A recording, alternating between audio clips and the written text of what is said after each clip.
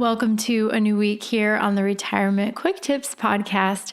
I'm your host, Ashley Micciche, co-owner of True North Retirement Advisors, an independent fiduciary financial advisory practice managing over $400 million in client assets. If you are 5 to 10 years on either side of retirement and you're looking for some daily quick tips to help you on your retirement journey, you are in the right place.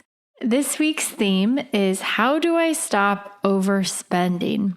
Now, my husband and I have recently been house shopping, and for about the last, 6 months or so, we've looked at a couple of different houses here and there, gone to, maybe longer than that, maybe like a year now. We'll go out and look at various houses in different parts of town where we want to potentially move to.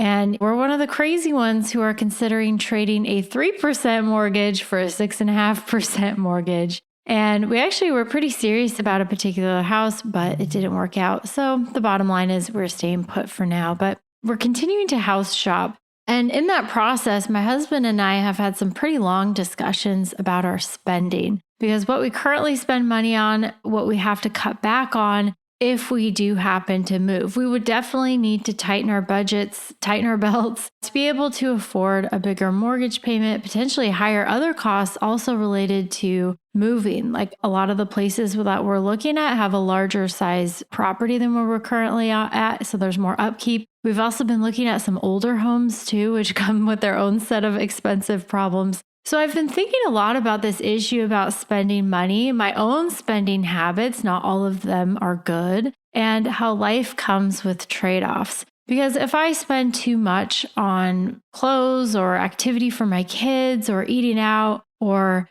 my very guilty pleasure that I can't seem to control are those impulse Costco purchases. Maybe it's a vacation, although when you have 4 young children, you don't go on a lot of vacations. I'm looking at buying some new decor for our family room. I want to get a new sectional in there. I get my nails done. I get my hair done. These are all things that 1 or 2 of them aren't going to necessarily break the budget. Well, I don't know, maybe a sectional could, but these things all add up, right? So if we want to be in a financial position to move to a new house, to a new area where we really want to live long term, but that's going to be more expensive and we have to watch our spending more carefully, we may not be able to do that because we have to save money now. So I can't just spend on this or that. And we may not even move for a few years still unless we find the right house. But my point is that if I spend money over here on smaller things, seemingly insignificant things, then maybe we won't be able to achieve the goal that we really want,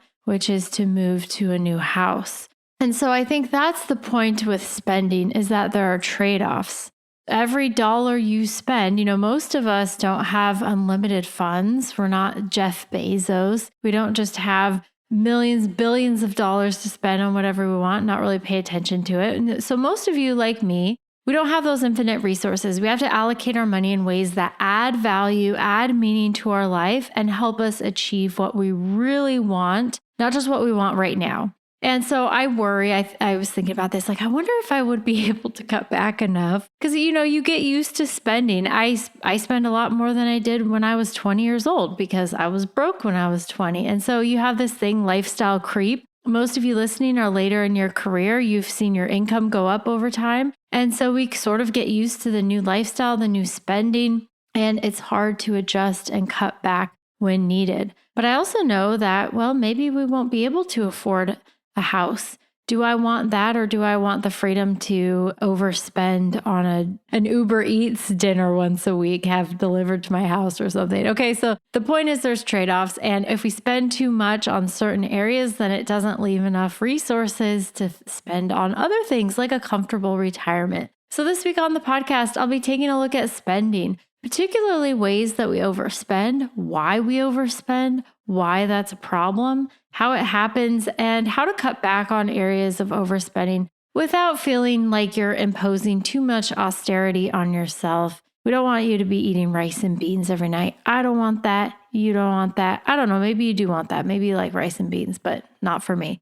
Okay, so thank you so much for tuning in this week. If you know someone who would benefit from listening to this week's theme, maybe someone you know who overspends a little bit, not a saver, but a spender, please share the show. It takes just a few seconds to hit that share icon wherever you're listening right now, and you can text or email the link. I really appreciate it. It's one of the best things you can do to support the show, especially if you're getting value from the podcast.